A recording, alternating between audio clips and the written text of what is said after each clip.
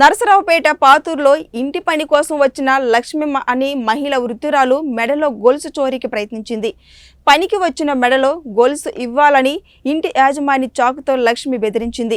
వెంటనే వృద్ధురాలు కేకలు వేయడంతో స్థానికులు లక్ష్మిని నిలదీసి పోలీసులకు ఫిర్యాదు చేశారు.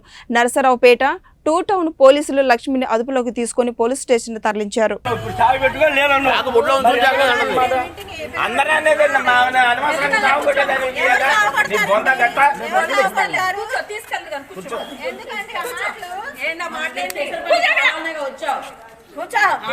అమ్మా చాకెందుకు పట్టుకొచ్చావు చేతిలో? ఏమ్మా పనులు చేసుకునే దానికి చాకేం పని? ఏమ్మా ఓమ్మా చూడు, ఒకసారి చూడమ్మా.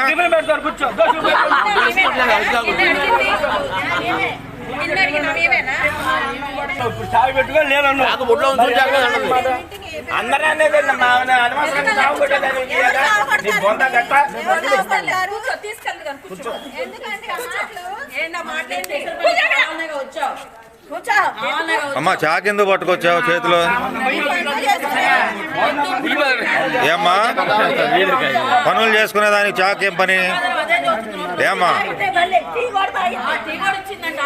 ఓమ్మా చూడు, ఒకసారి చూడమ్మా.